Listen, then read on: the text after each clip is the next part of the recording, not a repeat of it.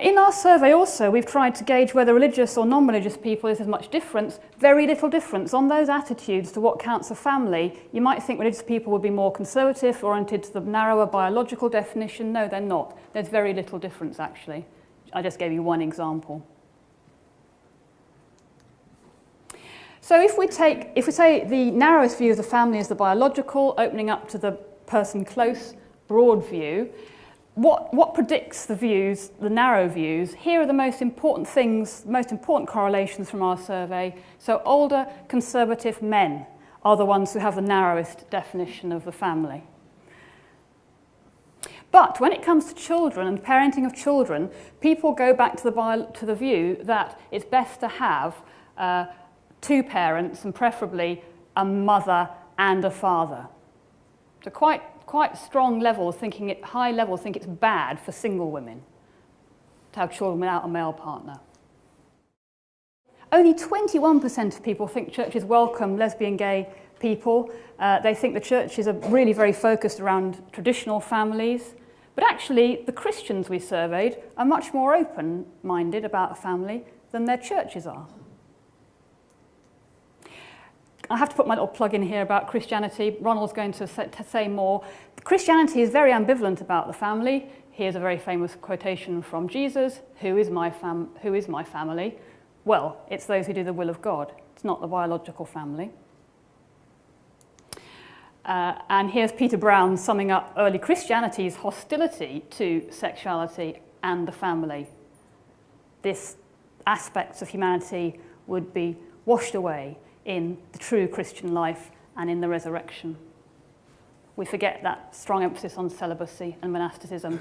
And Christianity uses all these terms for what's really a family. The Pope is a real father, the priest is a father, abbots, mothers, sisters, godparents.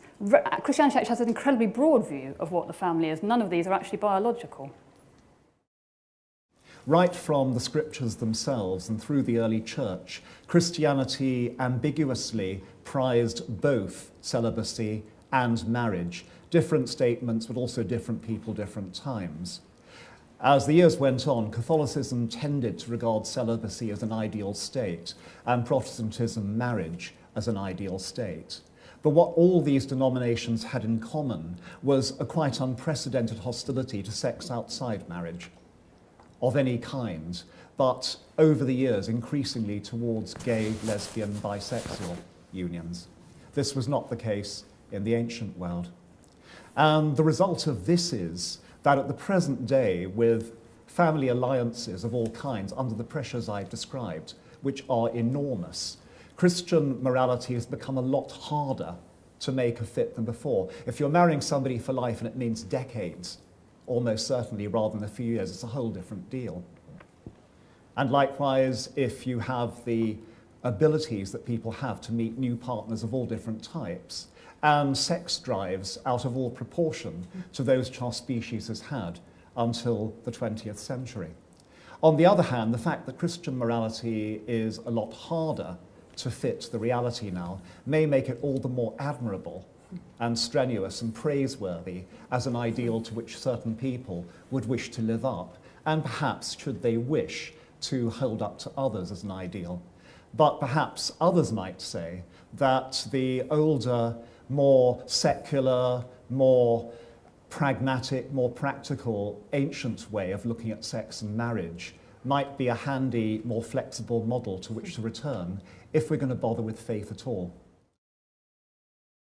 We've just seen that fascinating poll showing how tolerant people have become, how very flexible in their attitudes to what is a family, and understanding of how complex the modern world has become. Nevertheless, plenty of other polls show us that the romantic idea remains pretty strongly embedded in most people, young people starting out in life. What is your ideal? Your ideal is that you will meet your perfect partner, that you will get married, probably, though the bit of paper may matter less. You will stay together for life, you will have children, you will love your partner forever, who will love you forever, and your children miraculously will love you forever too. And that remains the ideal. I think every politician praises the family, but the important question in the end is, let's be realistic about what the state can and can't do to support families. It can't change social and moral attitudes and values. They happen despite the state. The state came along with divorce laws to sweep up after people had already walked away from marriage with their feet themselves.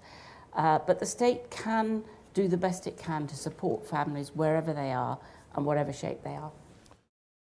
And I think traditional families points to certain constraints, certain givens. We are embedded in some involuntary relationships. Most basically, we don't choose who our own parents are. They're gene shapers in all sorts of ways. We are given certain relationships in family. It's not just a matter of choosing them. But it's also rooted in making choices, making important decisions to commit to other people. And as social creatures, our learning to become social creatures and flourish in society begins as children, and in that the family is the most formative structure in learning to be social beings. And so the pattern of family life is vitally important, I think, in shaping wider society. And the traditional family, in theory and often in practice, provides a structure which stresses the importance of continuity, commitment, security, stability, love and sacrifice for the good of others. So I think is a second reason about an understanding of how we flourish best as human beings. But there's also a fundamental concern for the weak and the vulnerable. And any society that applies to children, many societies, sadly, it also applies to women, applies also to the elderly. We can think in terms of older generations within the family. And Jesus' attitudes to both children and women were radically humanizing. And the question then is, what structures offer the best environment for the weakest? And I think there's much evidence that the traditional family works best. My view is that that debate about whether it's good or whether it's bad, it actually is confusing changing form, changing family types, with changing meaning, actually the content of people's lives. And that debate just ignores how people understand their family lives, and it assumes that change in family form is the same as change in the substance of people's lives. So instead, my own and lots of other people's research shows that you actually haven't got any of these simple messages, for good or for bad. It's quite a complex picture of change and continuity, and also change as continuity, which I'll try to explain what I mean. It's very clear that most people still value family life. They want to do the right thing by each other. They want to put their children first. They're looking for long-term relationships, and they value commitment. But those commitments don't always take the form of what we think of as a traditional family. But just because it doesn't take that form, it doesn't mean to say that we're all acting as these sort of individualistic, self-centered people. People do think about whether their actions are the right thing to do, whether they're morally right in a particular context. So they do agonize over it. And sort of that focus on commitment and on doing the right thing, I think you could call that as sort of the wine of old family content, if you like, in the bottles of new family forms. Like most parts of this debate, it's a recent arrival to think that the state can solve most problems, or indeed many problems. In ancient times, because marriage was a civil contract, the state would be called in if somebody shouted it was being unfairly broken, but otherwise leave it alone completely.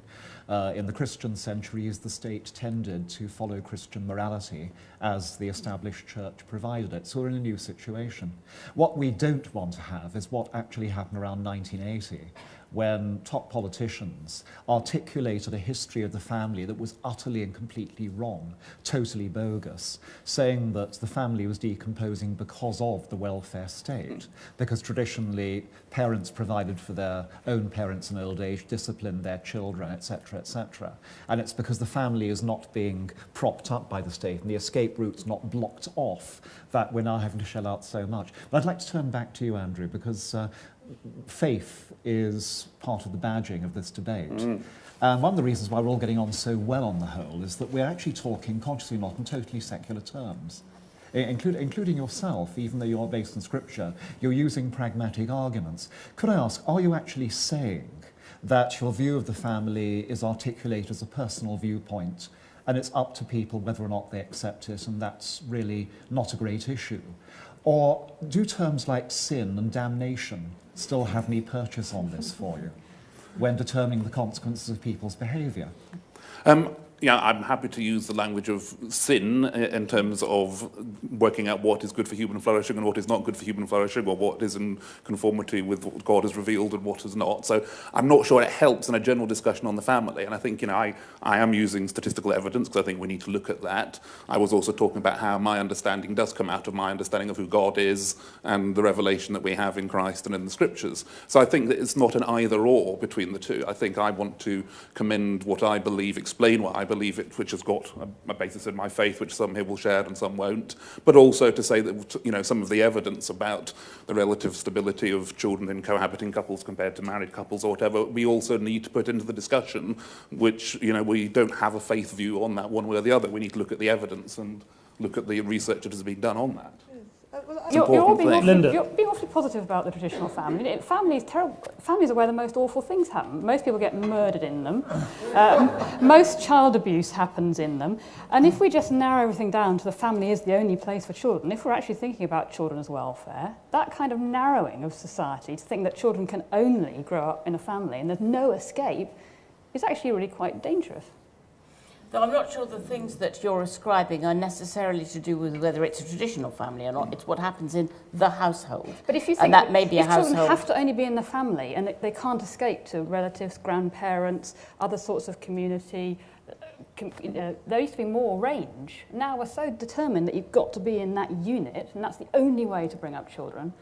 You're defining family there in the narrow nuclear sense, because obviously you've talked about other relatives. I think I would want to have a more expansive view of family and encourage us to have that and to see family as connected to other networks of community. It's not just an isolated small unit. It has to be connected into other communities as well. That's, it is part of a wider network. I thought you said something really interesting about the Christian belief. There was Christ who said, "This is my family, His chosen family." His friends, his community, not his mother and brothers waiting outside the door. And you said something which I thought was very important and is very rarely said, because it's a dangerous thing to say, that actually the family may not be the be-all and end-all. It's a danger of becoming an idol in itself. And these days, you often hear people very self-righteously justifying selfishness. Yep. I'm doing it for my family. Whatever I do, I'm getting the money, I'm not paying my taxes, and whatever, I'm doing it for my family. Putting up the fortress around the family as a way of not thinking about what's for the good of the wider society. And everybody says, oh yes, of course, he's a very good family man, or they're doing it for their family, as if that were a justification. And I'd forgotten that Christian element that says that maybe it's not. And that's the basis of priestly celibacy, that you can do good for lots of people in society, but you can't if you're focusing on your family. It's actually a form of selfishness.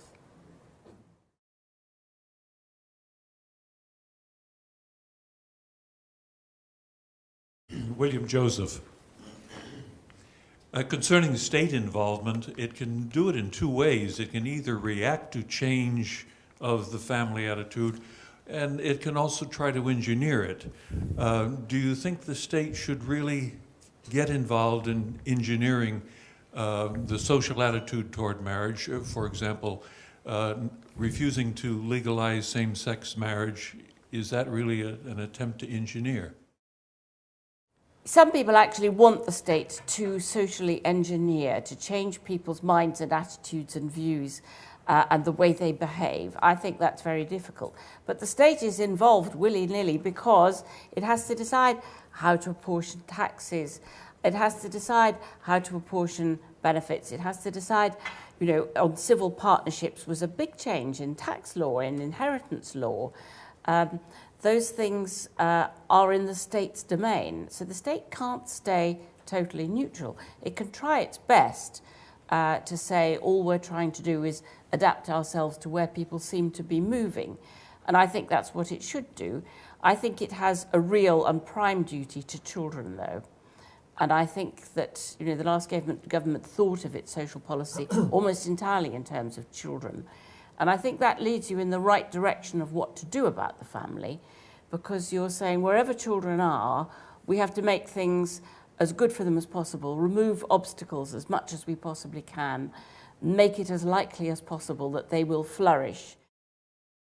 I also wanted to say something about same-sex couples, just because it's another illustration of my point, that actually the latest research that's been done on young same-sex couples who are entering into civil partnerships, and is that the majority of them talk about it as marriage. Everyone refers to it as marriage, although it's not.